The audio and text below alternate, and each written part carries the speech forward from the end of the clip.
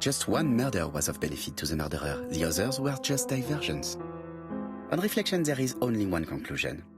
The murderer killed once out of interest and twice to divert our attention. This reasoning points at two potential culprits. Franklin Clark. Donald Fraser? Yes, mademoiselle. That's good thinking. Mr. Fraser may have killed Betty out of jealousy. Mr. Clark may have killed his brother in order to inherit his large fortune. Both have a motive. But Donald did not have access to Dr. Clark's records. Please allow me to disagree with you, mademoiselle.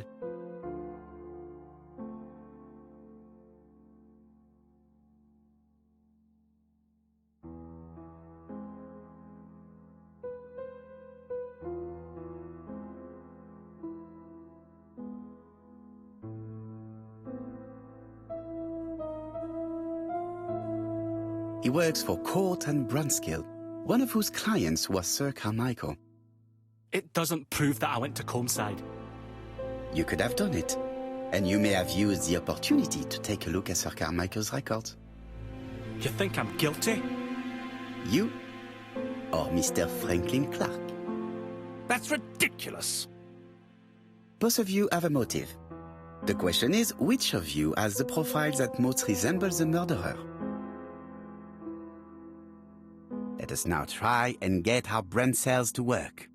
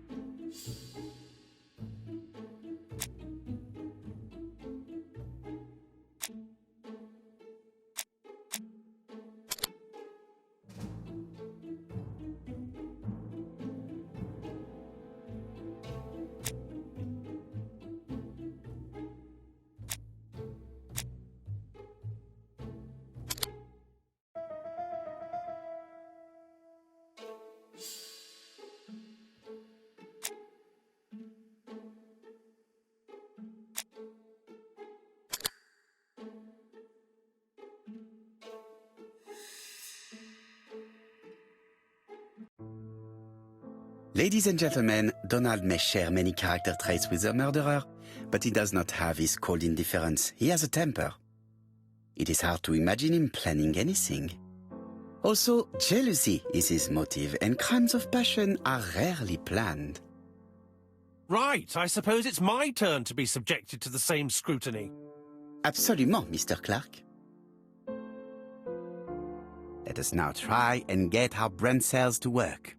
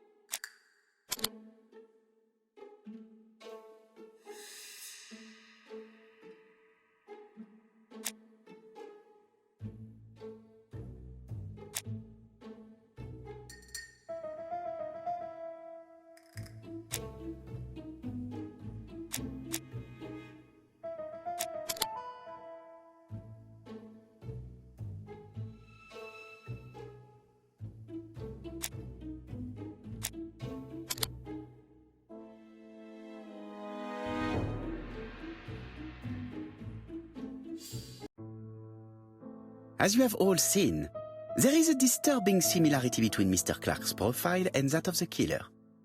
In actual fact, it is exactly the same. Mr. Poirot, your psychological studies are interesting, but your conclusions do not add up. Why would I have wished my brother's death? The inheritance is lawfully mine. I just have to wait. No, you had to act quickly.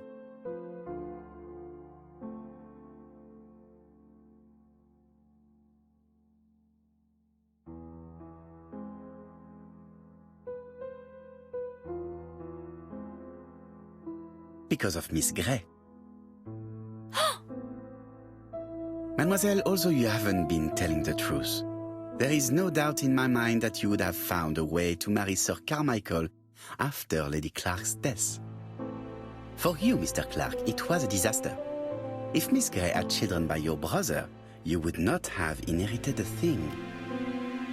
You realized the danger after reading several letters from Comside, especially one in which your brother opened his heart to you. So you hurried home from China, and you took action. In truth, Cust was no more than a puppet manipulated by the real culprit. You, Mr. Clark. Such an imagination, Mr. Poirot. In fact, nobody manipulated Cust.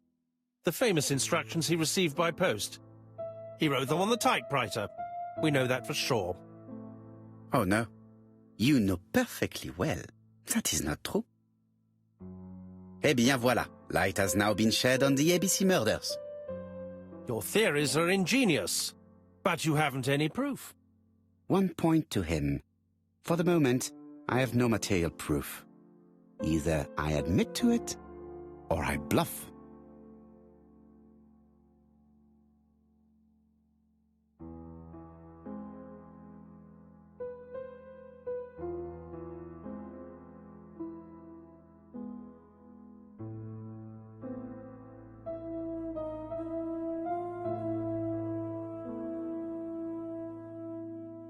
One thing proves it.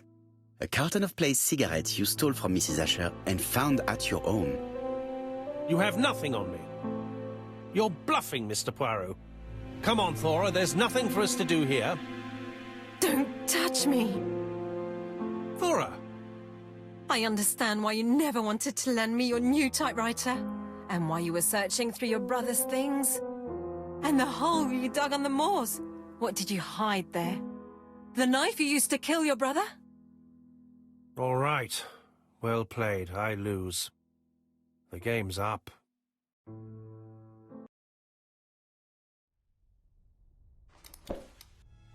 Don't come near me!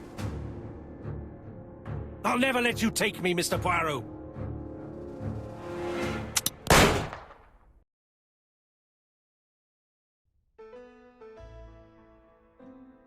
I'm sorry, Mr. Clark, there is no easy death for you. I expected your reaction, so I used blanks. I'm sorry, mademoiselle, but your second chance has been lost. Franklin Clark will never inherit his brother's fortune.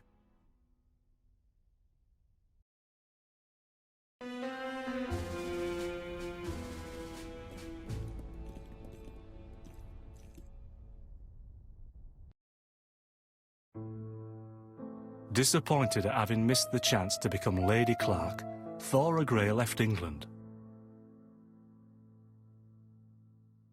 Donald Fraser and Megan Barnard married. On Poirot's recommendation, Mary Drower started to work for Lady Clark. The elderly lady's condition suddenly took a turn for the better. And a few months later, to Dr. Logan's great surprise, she was back on her feet again. According to this eminent physician, it appears to be an extremely rare case of spontaneous remission. Lady Clark has enjoyed very good health ever since.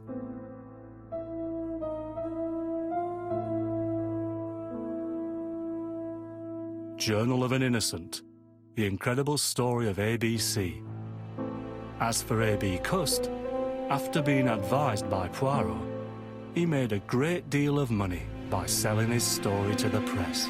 And as for me, and with business booming, the Black Swan has become the #1 tourist attraction in the whole of Yorkshire, even more popular than York Minster.